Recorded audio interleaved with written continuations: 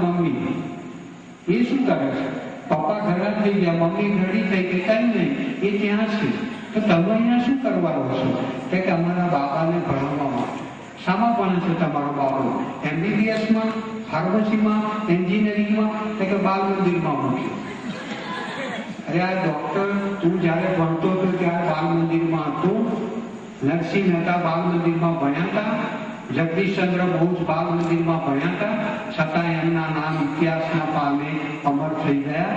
બાબાને ભણાવવા માટે વિદ્યાનગર રહીએ છીએ ને એ તો એક દુનિયાને બતાવવાનું બહાનું છે.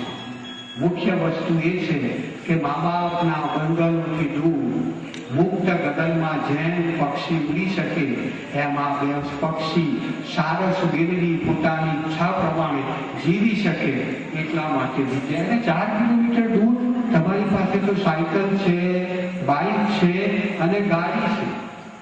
તમે ગેસની ગાડી છે, ગેસ પુરાવા કઈ જાઓ છો? 7 કિલોમીટર દૂર. હું તારી બની થાય ગેસ પુરાવાથી 7 કિલોમીટર જાવ અને તારા મા બાપ 4 કિલોમીટર દૂર છે. મુન્નો ભણે છે ને, મુન્નાનું બાનું છે. પ્રશ્ન એ છે કે મા બાપ પાસે રહેવાનું ગમતું નથી, ફાવતું નથી, સ્વતંત્રતા જૂટવાઈ જતી હોય તેવું લાગે છે. પાછી સજ્જનતા તો બતાવે છે કે દર શનિ રવિ પપ્પા મમ્મીને મળવા જઈએ છીએ.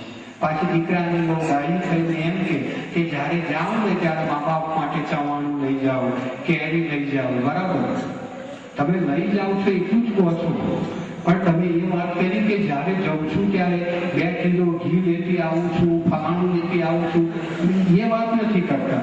અહીંયાથી તમે શું લઈ ગયા એ જ વાત કરો છો. હું આપ માતાઓને કહેવા માટે આવ્યો છું કે બની શકે ને તો કોઈકને કંઈ આપવાનો પ્રયત્ન કરજો, તો ઉપરવાળો પણ તમારા પર પ્રસન્ન રહેશે. આજે દુનિયામાં સૌથી મોટો દુષ્કાળ હોય ને, જો પીવાનું પાણી ના હોય તો બહારથી લાવી શકાય.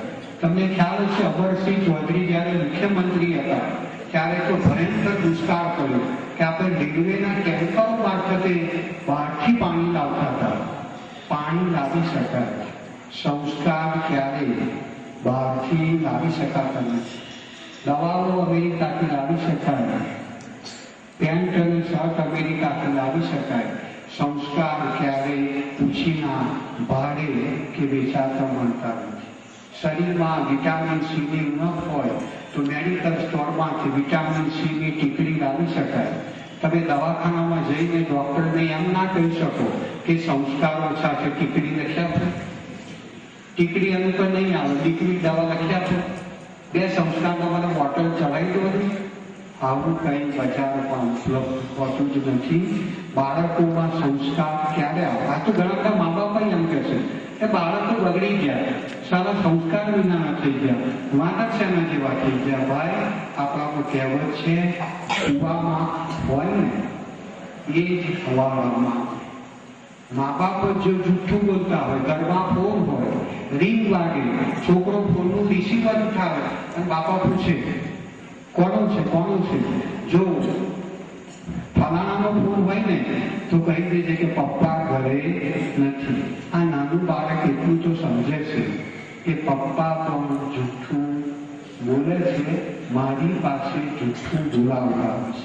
પછી એ પપ્પા મુન્નાને ઉપદેશ આપે કે જૂઠું બોલવાનું નહીં. રાજા હરિશ્ચંદ્રની વાર્તા સંભળાવે, આની કોઈ અસર થાય ખરી? ઘણા બધા મા બાપો એવા હોય કે વ્યસન કરતા હોય, છોકરાને જ મને કહે મુન્ના થઈ ગયો, જ્યાં બે બીડી લઈ અને મુન્નો બીડી લઈને આવે કે બાપા કે બેસ, મારી વાત સાંભળો, જીવનમાં વ્યસનથી દૂર રહેવું જોઈએ. હવે આની અસર મુન્ના કે મુન્ની પર થાય ખરી? ઘણી જગ્યાએ મેં મા બાપ જોયા છે કે ટીવી જુએ અને બાળકોને એમ કે બાજુના રૂમમાં બેસો, વાંચો.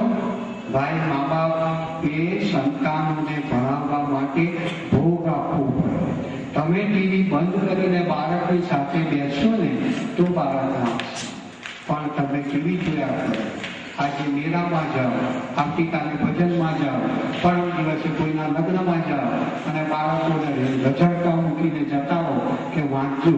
આવા બાળકોમાંથી કોઈ રાણા પ્રતાપ, છત્રપતિ